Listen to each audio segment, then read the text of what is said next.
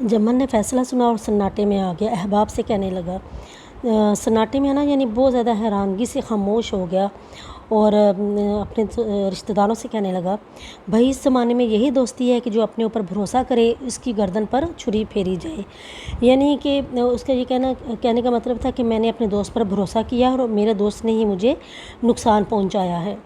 इस फैसले ने अलगू और जमन की दोस्ती की जड़ें हिला दी। ये जो अलगू चौधरी ने हक इंसाफ का फ़ैसला जमन चौधरी के ख़िलाफ़ दिया, तो इस फैसले ने इन दोनों की जो दोस्ती की दरख्त था उसकी जड़ें हिला दी। तनावर दरख्त हक का एक झोंका भी ना सह सका।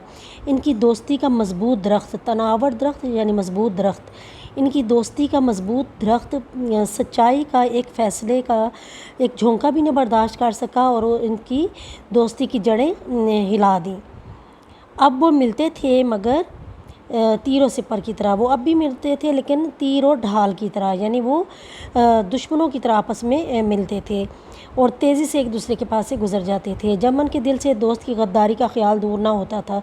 जमन के दिल में हर वक्त ये ख्याल रहता था कि उसके दोस्त ने उससे गद्दारी किया और इंतकाम की ख्वाहिश चैन ना लेने देती थी। खुशकिस्मती से मौका भी जल्द मिल गया और उसको खुशकिस्मती से इंतकाम लेने का, बदला लेने का मौका भी जल्द मिल गया। अलगू चौधरी पिछले साल मेले से बैलों की एक अच्छी गोइयाँ माल लाए थे। अच्छी गोइयाँ का मतलब है हम असर एक जैसी।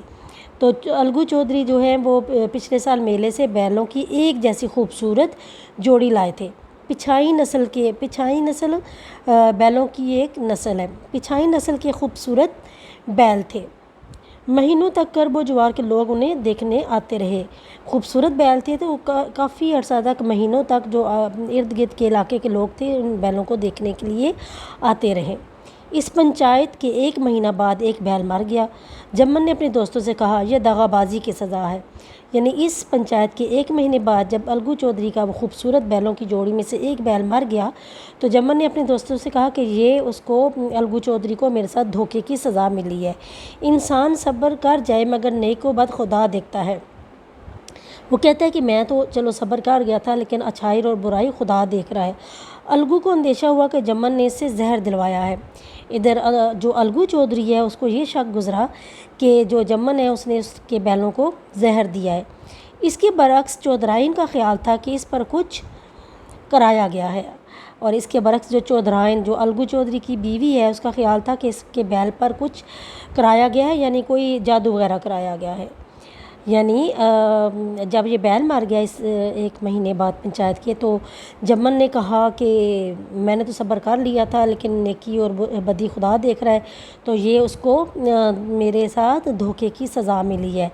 तो जो अलगू है उसको ये फ़िक्र थी, अंदेशा था कि जमन ने इसके बैल को जहर दिया है और इसके बरक्स जो अलगू चौधरी की बीवी है चौधराइन, उसका ख्याल था कि इसके बैल पर कोई जादू वगैरह करवाया गया है।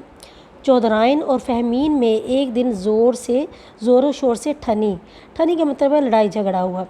चौधराइन यानी अलगू चौधरी की बीवी और फ़हमीन शेख जमन की बीवी में एक दिन बड़े ज़ोर से लड़ाई हुई। दोनों ख़वातीन ने रवानी बयान की नदी बहा दी। यानी दोनों ख़वातीन ने एक दूसरे को बहुत ज़्यादा बुरा भला कहा और रवानी बयान की नदी बहा दी। यानी रवानी बयान होता है मुसलसल कोई चीज़ बयान करना, तो उस यानी दोनों ने एक दूसरे को मुसलसल एक इंतहाई बुरा भला कहा। तशबीहात और इस्तारों में बातें हुई, यानी एक दूसरे को तशबीह और इस्तारों में बातें हुई, यानी एक दूसरे को तशबीह दी गई गलत चीज़ों से और गलत चीज़ों से इस्तारा एक दूसरे के लिए लिया गया। बारे जमन ने आग बुझा दी, बीवी को डांटा और रज़मगाह से हटा ले गया। अब जो जमन है वो आ गया और उसने ये आग बुझा दी, यानी इन दोनों ख़वातीन की लड़ाई को मिटा दिया और अपनी बीवी को डांटा और रज़मगाह कहते हैं मैदान जंग, और उसको मैदान जंग से ले गया। इधर अलगू चौधरी ने अपने डंडे से चौधराइन की शीरी बयानी की दाद दी और अलगू चौधरी ने भी यानी डंडा उठाया और अपनी बीवी की शीरी बयानी की दाद दी। यानी जो वो बातें कर रही थी, जो वो बोल रही थी, तो डंडे से उसको रोका। तो यहाँ पर तंज़िया बताया जा रहा है कि उसने डंडे से उसकी शीरी बयानी यानी उसकी जो बात करने की मिठास थी उसकी तारीफ़ की। तो तारीफ़ कैसे की, यानी उसको डंडे के ज़ोर से चुप करवाया। ایک بیل کس کام کا، اس کا جوڑا تو بہت ڈھونڈا مگر نہ ملا۔ اب الگو چودھری کے پاس صرف ایک بیل رہ گیا تھا اور وہ ایک بیل اس کے کسی کام کا نہیں تھا، اور وہ اس طرح کا بیل ڈھونڈتا رہا لیکن اس کو نہیں ملا۔ ناچار اسے بیچ ڈالنے کی صلاح ہوئی، اور نہ چاہتے ہوئے بھی یہی مشورہ ہوا کہ اس کو بیچ دیں۔ گاؤں میں ایک سمجھو سیٹھ تھے، وہ یکا گاڑی ہانکتے تھے۔ یکا گاڑی کہتے ہیں بیل گاڑی۔ تو وہ یکا گاڑی میں اپنا گڑ گھی بھرتے اور منڈی لے جاتے، اور منڈی سے تیل نمک لاد کر لاتے اور گاؤں میں بیچتے تھے۔ اس بیل پر ان کی طبیعت لہرائی، یعنی ان کو اپنی یکا گاڑی میں جوتنے کے لیے یہ بیل بہت اچھا لگا۔ ان کی طبیعت لہرائی یعنی ان کو یہ بیل بہت اچھا لگا۔ سوچا اسے لے لوں، پھر انہوں نے کہا کہ اسے لے لیتا ہوں۔ دام کے لیے 1 مہینے کا وعدہ ہوا، اور یہ وعدہ ہوا کہ 1 مہینے کے بعد اس بیل کی قیمت ادا کی جائے گی۔ چودھری بھی غرض مند تھے، ظاہر چودھری وہ بھی ضرورت مند تھا۔ گھاٹے کی کچھ پرواہ نہ کی، تو چودھری نے بھی نقصان کی کچھ پرواہ نہیں کی، اور اس نے سوچا کہ اچھی بات ہے، چلو ایک بیل میرا فروخت ہو رہا ہے۔ سمجھو نے نیا بیل پایا تو پاؤں پھیلائے۔ جب سمجھو نے نیا بیل اس کو مل گیا تو اس نے پاؤں پھیلائے، یعنی اس نے زیادہ کام کرنا شروع کر دیا۔ دن میں 3-3 4-4 کھیوے کرتے۔ کھیوے کا مطلب ہے چکر۔ وہ دن میں 3-3 4-4 چکر اس بیل سے لگواتے۔ نہ چارے کی فکر تھی نہ پانی کی، یعنی اس کو نہ بیل کو چارہ دینے کی کوئی فکر تھی کہ میں نے بیل کو چارہ بھی دینا ہے، اور نہ اس کو پانی دینے کی کوئی فکر تھی، کیونکہ اس کو صحت مند بیل مل گیا تھا۔ تو وہ اس کو چکر پہ چکر لگوائے جاتا تھا، اور اس کو نہ پانی دیتا تھا اور نہ چارہ، بس کھیووں سے کام تھا۔ بس یہی اس کا کام تھا کہ چکر سے چکر میرے لگتے جائے۔ منڈی لے گئے، منڈی لے جاتا تھا، وہاں کچھ سوکھا بھوس ڈال دیا۔